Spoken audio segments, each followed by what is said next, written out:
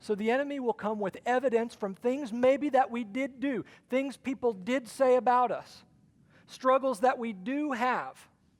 That's how he hooks us with his deception, with his bait, because a lot of times the things that he presents to us are real. They are maybe facts in our lives.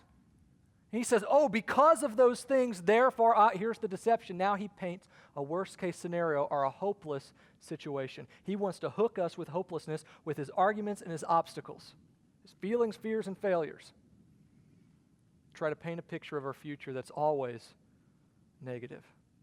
Now, I've got a riddle here for you. So if you can follow along, this is really going to describe how the enemy works in our minds to paint a hopeless future. Maybe you've heard this before. If you have, sit on your feet. Okay, don't give it away. Let all the other kids play along. I'm going to do it twice, so listen closely.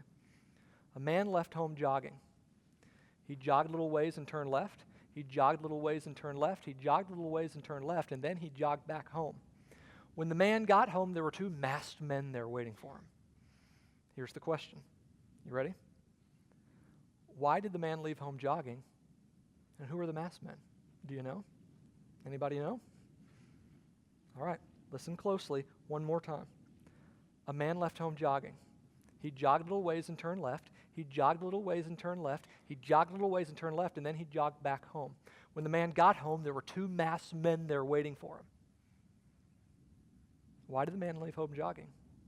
And who are the masked men? Anybody else know? Have you figured it out?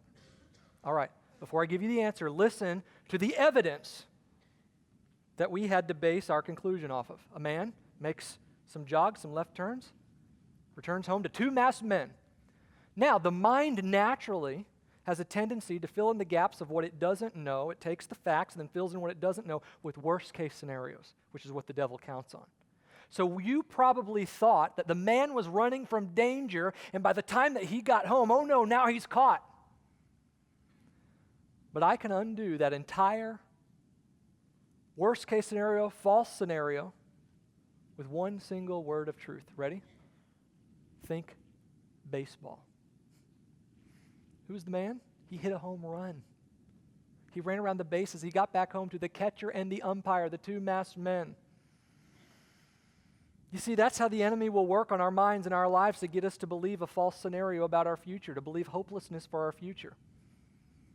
He'll point you to a symptom that you might really have, and then suddenly you run off to some website, no, I'm going to die tomorrow.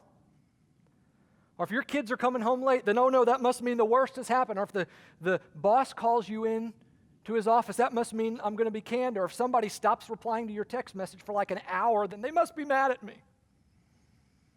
You see, he goes for our minds to get to our mouths.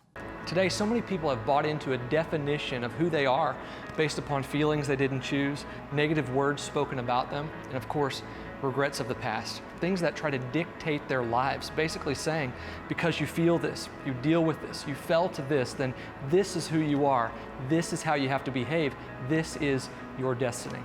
But you don't have to live this way. If you struggle with insecurity, shame, or feelings you don't want, then you have to check out my 4-part audio series where I reveal how to rise above the most common negative emotions and false identities in order to live confidently as a new person in Christ.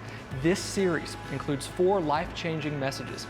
You aren't what you feel, you aren't what you fear, you aren't how you fell, and how to stand in your new I am. There's a far greater reality for your life than how you feel, what you fear, or the ways you fell. Filled with my own personal stories and in-depth Bible teaching, I know this series will help you experience the courage, confidence, and peace God desires for you today.